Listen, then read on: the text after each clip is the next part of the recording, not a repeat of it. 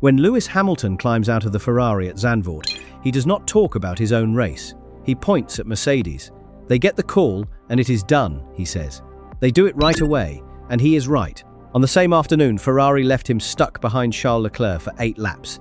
Mercedes told George Russell to move aside for Kimi Antonelli, and Russell moved. One message: done. So why can one championship team make that call in a single sentence, while the other cannot make it at all? That difference has a number attached to it. Hamilton finishes 4th. The final podium spot is less than a second up the road, and he spends the closing laps hunting it and never quite reaching it. Leclerc finishes 5th, right behind him. 2 Ferraris, running 4th and 5th.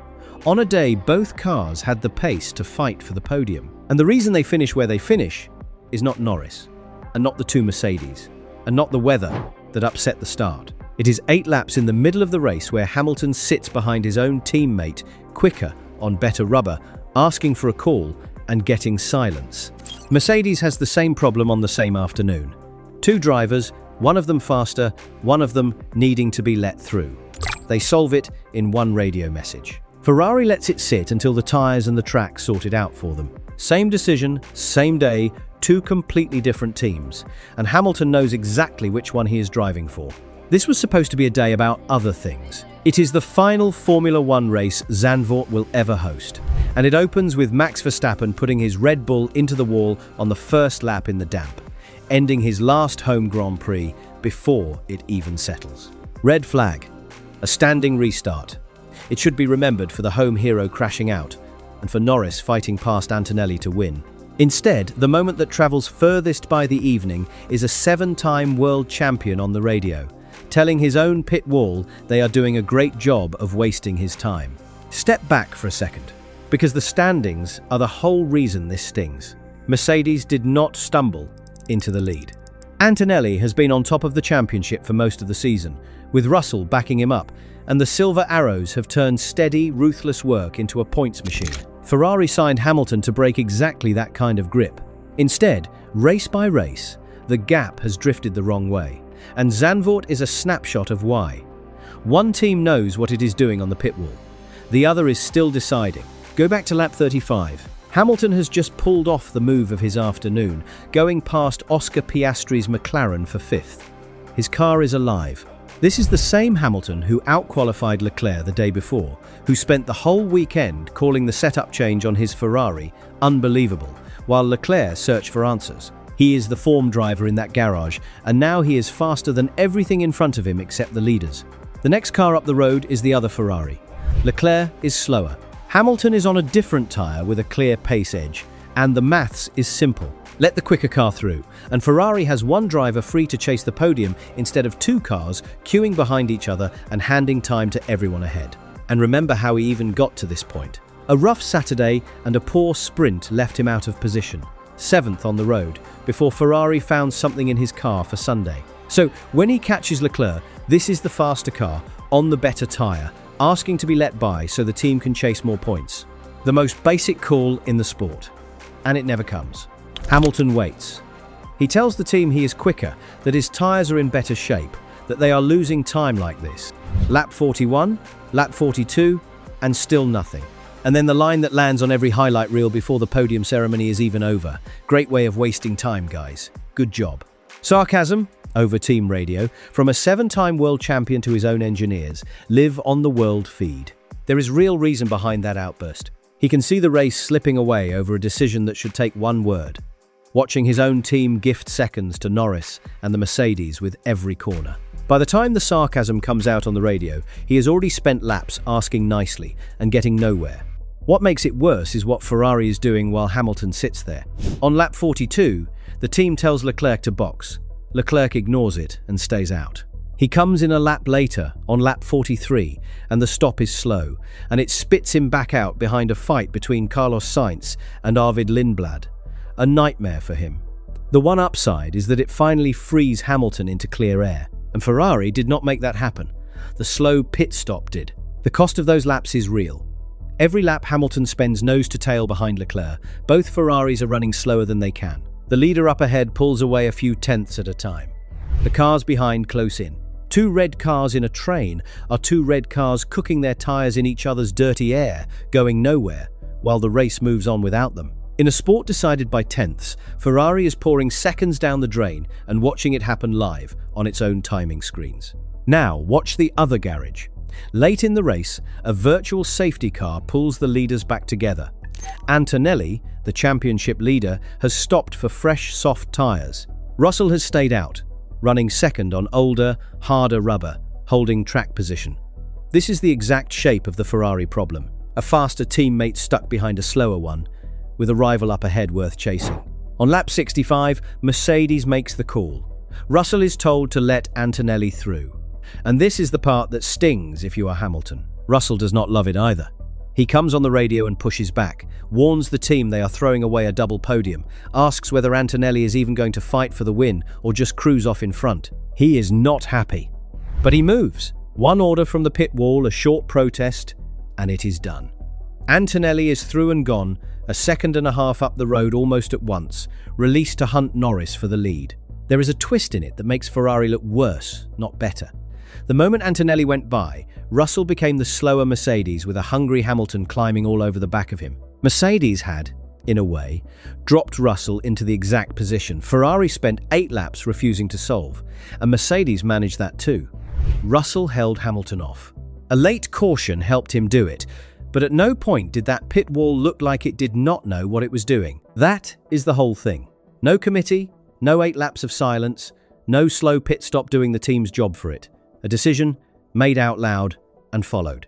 Mercedes did not get it perfectly clean. Russell argued the whole way, but they made the call and they lived with it, and that is the difference Hamilton is pointing at when he stands in front of the cameras. And the paddock backed the call almost right away. Toto Wolff walked through exactly why Mercedes swapped the cars. Nico Rosberg, a former Mercedes champion who knows how ugly team orders can get inside that garage, defended it on air. Even Russell came around. Looking back, he admitted it was the right decision, because Antonelli was on so much quicker a tyre that he would have swept past anyway. The driver who lost out agreed it was correct. That is what a clear call looks like. Hamilton did not hide what he was feeling. He said it plainly. He wants to win. He is there to win. And he said the hard part is looking up the road and watching the 2 Mercedes drivers get the call and have it done, carried out right away, while he sat on a different plan that never arrived. He came to Ferrari at 41 years old to chase an 8th title, not to sit behind a teammate while a rival team gives him a live lesson in how the job is supposed to be done. What nobody watching the television feed could really see is that the 2 pit walls were not solving the same problem at all. From the outside, they looked the same. They were not. Mercedes knows who its number 1 is. Antonelli leads the World Championship. Every point he takes out of his rivals is a point toward a title the team is really chasing. When he is stuck behind a slower Russell on fresher tyres, there is barely a decision to make. You protect the car fighting for the crown. Russell can argue, and he did, but the logic is not in doubt. The pecking order already exists. The radio call just locks it in. Ferrari has no such thing. Hamilton and Leclerc are separated by almost nothing. Neither one has been named as the driver the team is built around, and Fred Vasseur has spent the whole season insisting he will not choose, that both drivers are free to race, that Ferrari does not run a number 1 and a number 2. It sounds fair in a press conference. On lap 42, with Hamilton quicker and the clock running, it means there is no rule to reach for, no pecking order to lock in. So the pit wall freezes, because making the call means choosing. And choosing is the one thing Ferrari has told everyone it will not do. Picture the same lap with a clear number 1. If Ferrari had decided months ago that Hamilton or Leclerc was the driver to build around, lap 42 is not a question. The quicker car gets waved through in one message, exactly like Mercedes, and the team moves on with more points and a calmer champion. Not choosing gets sold as fairness. On a Sunday with a podium on the line, it just reads as a team that cannot get out of its own way. And that freeze has a price, and Hamilton pays it at the end of the race. Once he is finally clear of Leclerc, he is flying. He reels in Russell for 3rd, lap after lap, until he is right on the gearbox of the Mercedes, with the podium really in reach. This is a fight he can win. He has the pace, he has the tyres. What he does not have is time, because a stack of it is already gone, spent in that queue behind his own teammate. Then the race does to him what his own team would not. On lap 70, debris from contact between Sainz and Alex Albon brings out another virtual safety car. The field is frozen in position. Hamilton is right behind Russell, close enough to line up a move, and the caution freezes that fight before he can make it stick. Russell keeps third. Hamilton settles for fourth, 7/10 of a second behind at the line. 7/10. That is the gap between fourth and a place on the podium at the last Dutch Grand Prix Zandvoort will ever hold. And it is very hard to watch those 8 lost laps in the middle of the race and not wonder where 7/10 of a second might have come from. This is where a frustrating afternoon becomes a really costly one. By the time Hamilton reaches the paddock, he has not just lost a podium, he has lost second place in the World Championship. Antonelli's runner-up finish stretches his lead over Hamilton to 59 points.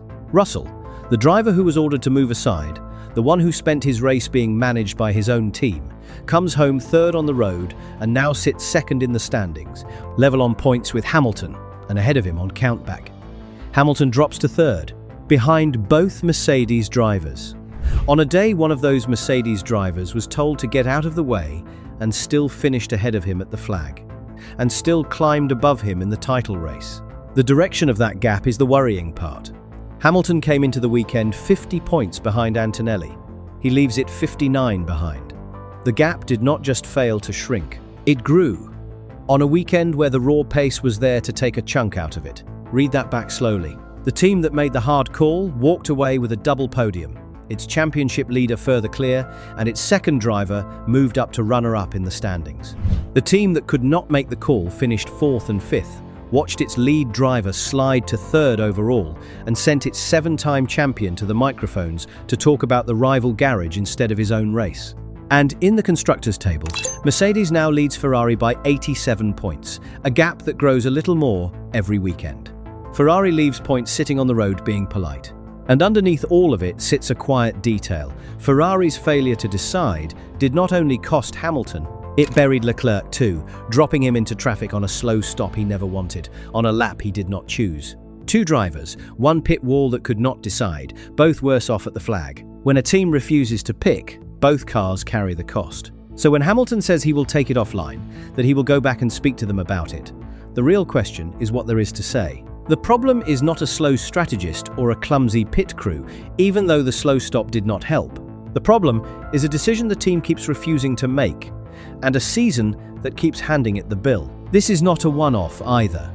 Only weeks ago in Hungary, a Ferrari strategy call already cost Hamilton a podium he had earned on track.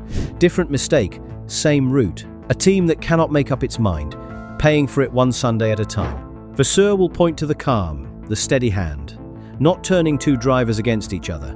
Maybe that keeps the garage peaceful. But Zandvoort is now the second weekend running where Mercedes has outplayed the field with cold, clear calls, while Ferrari has dragged its feet, quick on one pit wall, frozen on the other. And the standings are keeping score. The upgrades are on their way. A new floor this weekend, an engine step waiting at Monza. Ferrari is betting the back half of its season on more performance. But performance was never the issue on lap 42. Hamilton had the pace. He had the tyres. What he did not have was a team willing to say the word out loud. And until that changes, it will not matter how much faster the car gets. The next time 2 Ferraris are running nose to tail with a podium up the road, the same silence will be waiting on the radio.